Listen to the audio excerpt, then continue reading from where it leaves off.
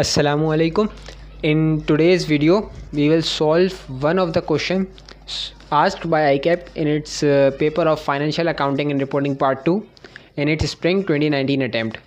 The question we will solve is question number 1, Part A. So, starting with the question, this question has two requirements. First, we will read these requirements. Prepare journal entries in the books of RL in respect of the above transaction for the year ended 31st December 2018. 2018 के हमें 31 दिसंबर 2018 का जो period है हमारा, यानी जो 1 जनवरी से obviously शुरू हुआ होगा हमारा, वो उस पीरियड की हमें एंट्रीज पास करनी है। लेकिन हमारी चूँकि हमारी जुलाई 1 2018 में हमारी लीज शुरू हुई है, तो हम जुलाई 1 से लेकर 31 दिसंबर तक की एंट्रीज पास करेंगे। और दूसरे में उसने ये कहा है कि भाई कंप्यूट करो गेन और loss on rights transferred to be record in the books of RL। अगर RL 1 जुलाई को अपनी सेल एंड लीज बैक की ट्रांजैक्शन करता और उस वक्त उसकी फेयर वैल्यू 70 मिलियन होती जुलाई 1 2018 को उस ट्रांजैक्शन डेट पे, तब उसका गेन और लॉस क्या निकलता है, हमें सिर्फ कैलकुलेट करके बताना है। इसकी एंट्री वगैरह कुछ पास नहीं करनी, सीधे सिर्फ गेन और लॉस कैलकुलेट करना है। अच्छा, उससे पहले हम पार्ट 1 का पहले सवाल तो पढ़ लें। पार्ट वन में जो हमें एंट्रीज पास करनी है उसकी डिटेल्स कुछ क्या हैं। डिटेल्स कुछ इस तरीके की है कि रेक्टेंगल लिमिटेड जो है अपनी sale and lease back arrangement में आई है पेंटागन लीजिंग लिमिटेड के साथ एक मशीन के लिए। उसकी कुछ डिटेल इस तरीके की है कि भाई लीज टर्म हमारा 5 साल है, रिमेनिंग यूज़फुल लाइफ 10 ईयर्स है, इंक्रीमेंटल बोरिंग रेट हमारा 11% है और सेलिंग प्राइस 60 मिलियन है, कैरिंग वैल्यू 42 मिलियन है और फेयर वैल्यू 55 मिलियन है।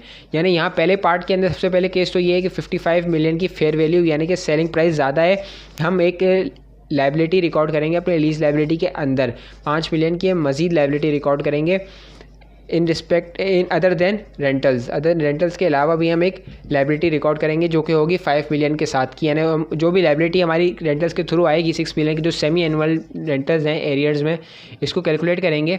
इसके बाद हम एक 5 मिलियन की एक्स्ट्रा लाइबिलिटी प्लस कर देंगे। वो आएगी किस वजह से, क्योंकि फेयर वैल्यू हम सेलिंग प्राइस हमारी फेयर वैल्यू से 5 मिलियन ज़्यादा है। इस बुनियाद पे जो हमारी ज़्यादा आई है, हम उसकी बेसिस पे हम एक 5 मिलियन को मज़ीद ऐड करेंगे अपनी लाइबिलिटी के अंदर। अच्छा, फिर ये कहता है कि भाई हमारी रिक्वायरमेंट्स फुलफिल हो गई हैं FRS 15 की, जो कि हमें अकाउंटेड फॉर सेल के लिए हमें ज़रूरत होती है उसकी।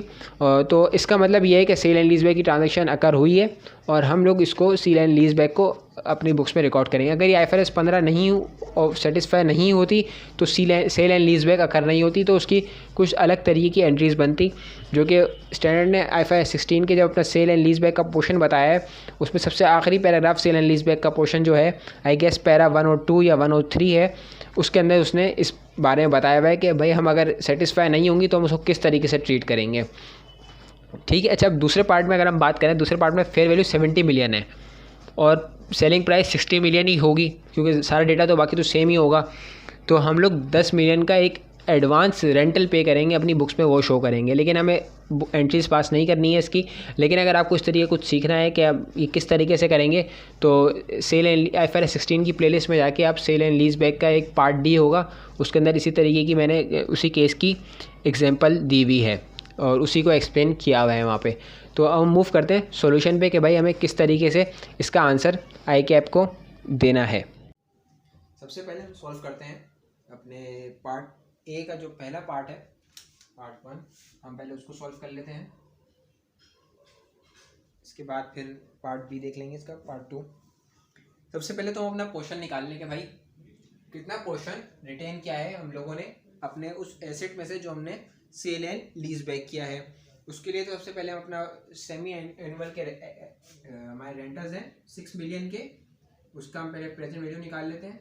1 minus 1 plus 11% divided by 2 the power -2, यानी हमारा 5 ईयर्स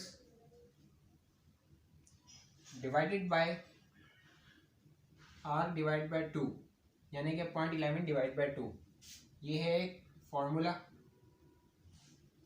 सही। अब इसकी प्रेजेंट वैल्यू आ जाएगी, इसकी प्रेजेंट वैल्यू आएगी 45.225 मिलियन की। सही है। अब इसमें दो चीज़ें हैं।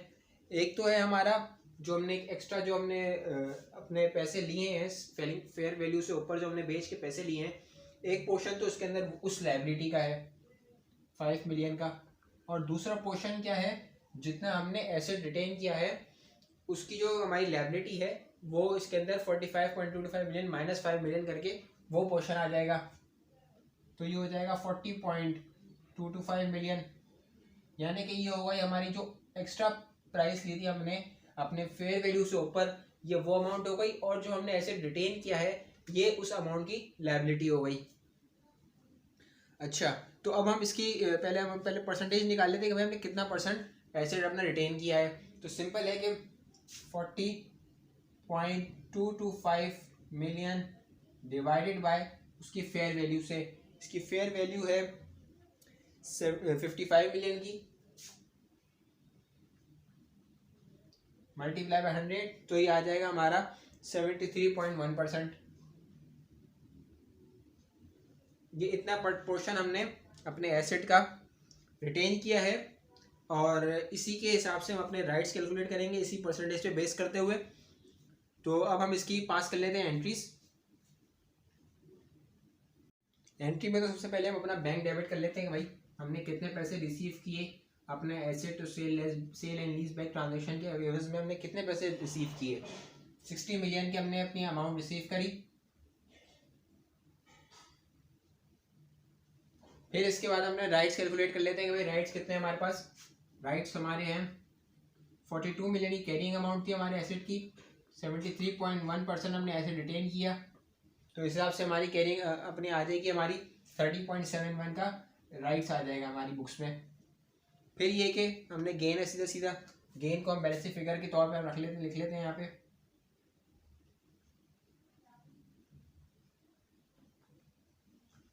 अच्छा, अब हमने अपनी लाइबिलिटी बुक कर लेते हैं।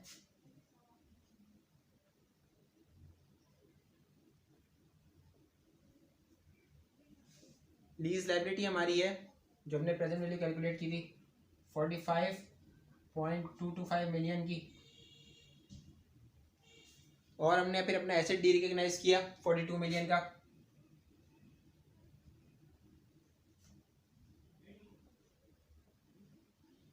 जो बैलेंस शीट फिगर हम निकाल लेते हैं, जो बैलेंस शीट की फिगर आएगी हम उस अमाउंट से अपना गेन क्रेडिट कर देंगे। 90.71 माइनस 45.225 माइनस 42, तो ये आ गई 3.455।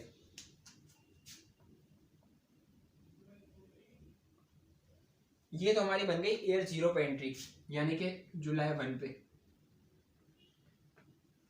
अब एग्जामिनर ने कहा है कि भाई पूरे ईयर एंडेड की चाहिए, तो मजीद अब इसके अंदर कुछ एंट्रीज बाकी हैं दिसंबर 31 दिसंबर 2018 पे जो पास होंगी। अब उसकी पहले उसमें हम उसकी एंट्रीज पास कर लेते हैं। अभी हम दिसंबर 31 सबसे पहले तो हम एंट्री पास कर लेते हैं इंटरेस्ट की अपनी। फाइनेंस चार्ज डेबिट हो जाएगा हमारा, और लायबिलिटी क्रेडिट हो जाएगी। लायबिलिटी 45.225 मिलियन की थी, तो उस पर अगर हम अपना इंटरेस्ट लगाएं 45.225 की मल्टीप्लाई बाय 11%, ये 11% एनुअल बेसिस पे, तो इस वजह से हम उसको मल्टीप्लाई बाय 6 डिवाइड बाय 12 करेंगे, तो ये हमारा आंसर आ गया 2.48 का।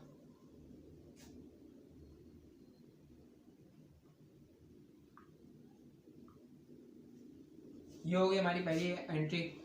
इसके बाद अपने राइट्स डेप्रिशिएट करेंगे,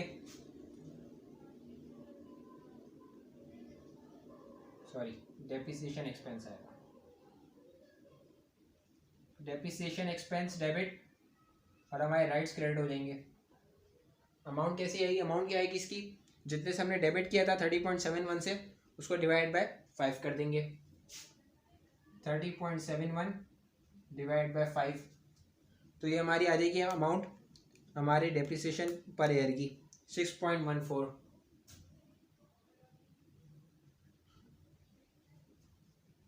अब इसके बाद हम एक एंट्री पास कर लेते हैं जिसमें अपने लायबिलिटी कम करके अपनी पहला रेंटल पे कर देंगे। अपना लायबिलिटी डेबिट हो जाएगी और हमारा बैंक क्रेडिट हो जाएगा।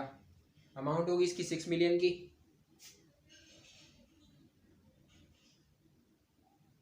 बस ये इसने पहले पार्ट में मांगा था अपने हमें ये एंट्रीज पास करके दिखानी थी इसको। अब हम करते हैं इसका दूसरा पार्ट, जिसमें हमें अपना गेन कैलकुलेट करना है जब हमारी फेयर वैल्यू 70 मिलियन की है। पार्ट 2 में सबसे पहले हम कैलकुलेट कर लें कि भाई अगर हम एसेट पूरा बेचते तो हमारा कितना गेन होता। एसेट पूरा बेचने पे 70 माइनस 42, फेयर वैल्यू पर बेचते तो 28 का हमें गेन होता। अब हमें निकालनी है परसेंटेज कि भाई हमने कितना परसेंट एसेट बेच दिया। अब उसके लिए हम कैसे निकालेंगे, कितना एसेट रिटेन हुआ है हम कैसे निकालेंगे, सीधे सीधा ये होगा कि प्रेजेंट वैल्यू निकालेंगे और हम रेंटल्स की प्रेजेंट वैल्यू हमने कैलकुलेट की थी, आई थी हमारे पास 45.225 की। इसके अंदर हम प्लस कर देंगे अपना एडवांस पोर्शन और एडवांस रेंटल जो हमने लेसर को पे किया है 10 मिलियन का। तो ये हमारी आ जाएगी कि हमने इतना पोर्शन 45+225 प्लस 10 रिटेन किया है, यानी 55.225% हमने पोर्शन रिटेन किया है। यानी सिंपल सी बात ये है कि इसको निकालने के लिए हमें present value of all rentals निकालनी पड़ेगी, जिसकी वजह से हमारे पास पोर्शन रिटेन का हमारे पास आ जाएगा इन टर्म्स ऑफ वैल्यूज़ 55.25 आ जाएगा यहाँ पे। इसके बाद हम डिवाइड कर देंगे इसको फेयर वैल्यू से, तो ये हमारे पास आ जाएगा पोर्शन कि भाई हमने कितना पोर्शन रिटेन किया है। यहाँ पे वो पोर्शन नहीं आएगा कि हमने कितना बेचा है, आएगा 78.89% ये हमने बेच दिया। अब उसको निकालने के लिए यहाँ पे कि हमने कितना पोर्शन नहीं बेचा, हमने कितना पोर्शन के पास रख लिया, सिंपल सा वो कैलकुलेट होगा। सॉरी, हमने कितना पोर्शन बेच दिया, वो हमारा होगा 1 माइनस 0.7889 से। तो इसका आंसर आ जाएगा जो वो आ जाएगा यहाँ पे 21.1%। अगर हम इसको सॉल्व करें तो उसका आंसर आएगा 5.91। ये अमाउंट कैसे आया, इस फंक्शन से आया, और ये 78.89 कैसे आया, वो इस तरीके से आया, और ये कैसे आया, इसको इस तरीके से ये पूरा कैलकुलेट किया हमने, तो ये अमाउंट बन गया। सिंपल सा ये वैल्यू निकालनी थी और 2 मार्क्स थे, बिल्कुल सिंपल कैलकुलेशन थी, और इससे हम आपको 2 मार्क्स अवॉर्ड कर देता ICAP। उम्मीद है आपको इस सवाल में जो भी कन्फ्यूजन थी, जो भी क्लियर नहीं हो रहा था, वो आपको क्लियर हो गया होगा उम्मीद है। और इस वीडियो को अपने दोस्तों में ज़रूर शेयर करें, और मज़ीद वीडियोज़ और मज़ीद कंटेंट्स के लिए चैनल ज़रूर सब्सक्राइब करें।